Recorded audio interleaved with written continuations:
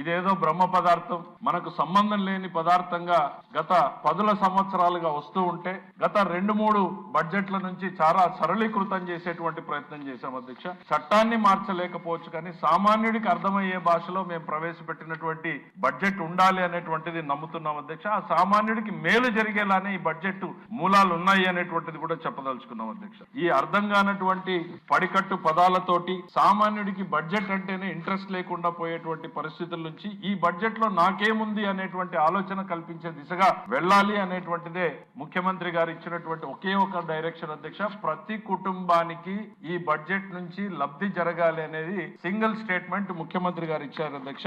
ఆ రకంగానే రూపొందించినటువంటిది అధ్యక్ష. ఇది రాష్ట్ర బడ్జెట్ కాదు అధ్యక్ష, ఇది ఫ్యామిలీ బడ్జెట్ అధ్యక్ష.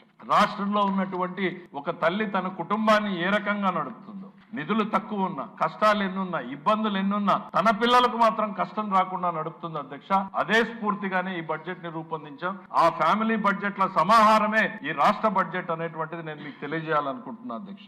ఏ రకంగా లాభం జరుగుతుంది ప్రతి కుటుంబానికి అనేటువంటిది మనం చూసినప్పుడు అధ్యక్ష, ఈ 3.32 లక్షల కోట్ల ని విభజిస్తే ప్రతి కుటుంబానికి లబ్ధి చేకూరేలా ఉండాలి అన్నటువంటి ముఖ్యమంత్రి గారి ఆలోచనే దీనికి పునాది అనేటువంటిది ఈ సందర్భంగా తెలియజేస్తా ఉన్న అధ్యక్ష. ఇది ఫ్యామిలీ బడ్జెట్ అని ఎందుకు అన్నాము అని అంటే అధ్యక్ష, 1-2 చిన్న ఎగ్జాంపుల్స్ అధ్యక్ష. ఇప్పుడు అన్నా క్యాంటీన్ మనం పట్టాం అధ్యక్ష, 1000 కోట్ల రూపాయలు ఇక్కడ కనపడతాయి అధ్యక్ష.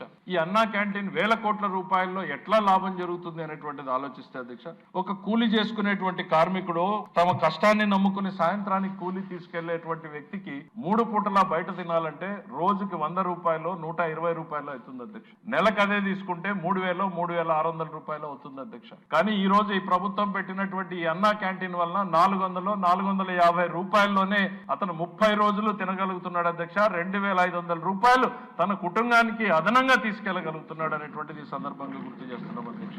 ఈ రోజు స్త్రీ శక్తి పథకాన్ని ప్రవేశపెట్టాం అధ్యక్ష. తల్లి కూతుర్ని చూడాలనుకున్నా, కూతురు తల్లిని చూడాలనుకున్నా, తను పండించిన కూరగాయల మార్కెట్ కి తీసుకెళ్లాలనుకున్నా, తాను చేసే వచ్చే ఉద్యోగంలో నాకు 10 రూపాయలు మిగలాలన్నా ఎంతో తపన పడతారు అధ్యక్ష. ఈ రోజు ఈ ప్రభుత్వం చేసినటువంటి ఈ స్త్రీ శక్తి పర్యటన వలన దాదాపు ఒక్కొక్క కుటుంబానికి మేము లెక్కేసుకున్నాం అధ్యక్ష. అంటే 40 కోట్ల ట్రిప్పులు జరిగాయి అధ్యక్ష. ఇప్పటికి ప్రతి కుటుంబానికి 2,500 3,000 రూపాయలు మిగులుతుంది అధ్యక్ష. అన్నా క్యాంటీన్ లో కొంత మిగలొచ్చు, స్త్రీ శక్తిలో కొంత మిగలొచ్చు, గ్యాస్ సిలిండర్ లో కొంత మిగలొచ్చు, లేక తల్లికి వందనం పేరుతో కొంత మిగలొచ్చు, రైతు భరోసా మనం అన్నదాత సుఖీభవ ఏదైతే ఇచ్చామో రైతులకు నమ్మకాన్ని పెరగడం ద్వారా ప్రతి కుటుంబానికి ఆర్థిక పరిపుష్టిని చేసే రకంగానే ఈ బడ్జెట్ సమాహారం ఉంది అధ్యక్ష.